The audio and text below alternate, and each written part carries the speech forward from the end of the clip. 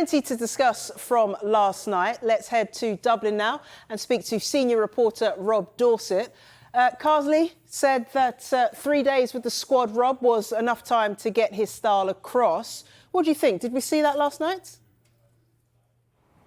Yeah, I think we did. I thought it was a really impressive performance by England, especially in the first half, and an impressive debut for Lee Carsley as well in his first game in interim charge. He got most of the big calls right, didn't he? Trent Alexander-Arnold restored to right back, gone that experiment with him as a midfielder. That's the first time in almost 4 years that Trent Alexander-Arnold has started at right back for England, so that tells you something. And his array of passing was outstanding.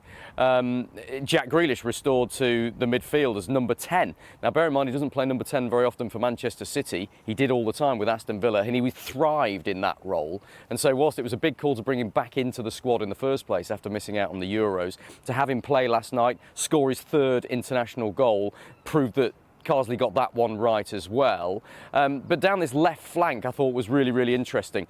Tactically, we know that Lee Carsley is a really, really good coach and good manager. He'd done his homework because with Ireland playing 3 centre-backs, there was an awful lot of space in behind their wing-backs. And Anthony Gordon exploited that to a great extent on the left flank in particular in the first half. And England were cutting through Ireland almost at will. All right, let's put it into perspective. Ireland were poor and they were porous last night. As they adapt a new life under a new manager themselves, I think they struggled. They were better in the second half and England dipped a little bit in the second half. But overall, I thought it was really, really impressive from Lee Carsley's perspective. And we can show you some of the stats that kind of back that up, really. If you look at the comparisons with the group games that England had under Gareth Southgate, you can see that the numbers make good reading for Lee Carsley. Look, more shots on target as well. Fewer long passes, but I think they built through the phases a little bit under Lee Carsley last night. The duels won, much bigger at the bottom there. The big chances created, look, absolutely smashed what happened in the group stages for England at the Euros. And I'll pick that stat out there where it says, look, third from the bottom. In Euro 2024, a third of 1%, less than one fast breaks on average per game, 2 fast breaks yesterday. And I thought England were outstanding in that regard yesterday. They really did. Every time they got the ball, they got forward through the phases really, really quickly. So Lee Carsley has called himself maybe more of a coach than a manager, and I think that was there for all to see in that performance last night. Look, England dipped in the second half, and I'd like to have seen Lee Carsley maybe ring the changes and bring some substitutes on a little bit earlier. But let's give him chance and give him a bit of time. The team that he selected worked, the result worked. England won, they won well, they won comfortably, they kept a clean sheet, and Lee Carsley got off to a pretty flying start, didn't he? He did, and you couldn't have written this script, could you, Rob, with both Grealish and Rice scoring against the country that they used to represent at a youth level. We heard the boos. Do you think that affected them?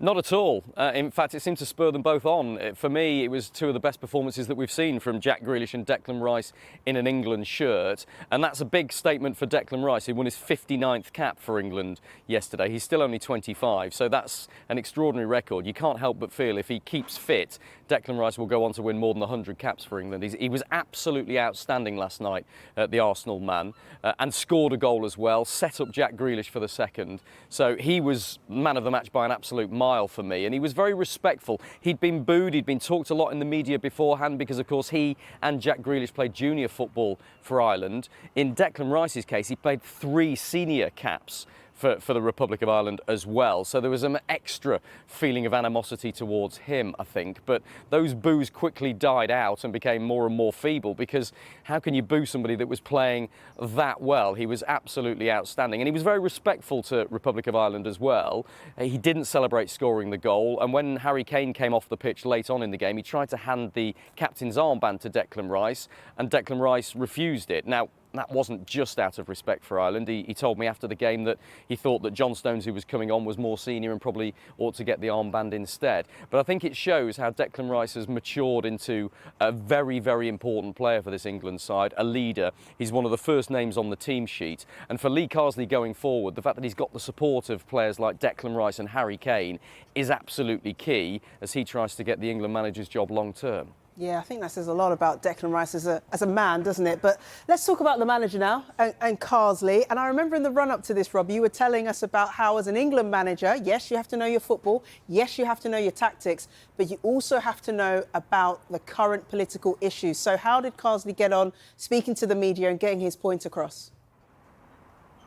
You're absolutely right, Jess, and I think that's the key to this. I think the FA have already decided that Lee Carsley is a good enough coach and can work with the players well enough to give him the job. But I think what they're trying to see in this audition period, in these autumn internationals, if you like, is how does he cope with the media? How does he cope with the difficult questions? How does he cope with those tricky and sensitive political situations? Well, it doesn't get a lot more sensitive than a man who's played 40 times for the Republic of Ireland, coming here to Dublin for his first game and leading out an England team. You mentioned that he sat in the wrong dugout at the start, but he sneaked out quietly while the Ireland fans were singing a pretty raucous chant before the game. He didn't want to make a scene, so that was pretty humble and pretty low-key of him, you have to say. But I think he handled it very, very well. Remember that furore that happened this time yesterday where some of the newspapers were saying because he didn't sing the English national anthem, he couldn't be the England manager. Ridiculous, absolutely ridiculous, that sentiment, you have to say. He is an Irishman who played 40 times for Ireland, so why would he sing the English national anthem? And that issue of dual heritage is much more complex than just a simple matter of whether you sing the national anthem or not. So he dealt with questions on that very, very well. He rose above it when the media were throwing questions to him about that. He was very respectful to Republic of Ireland and his time here and the times he'd played for the country.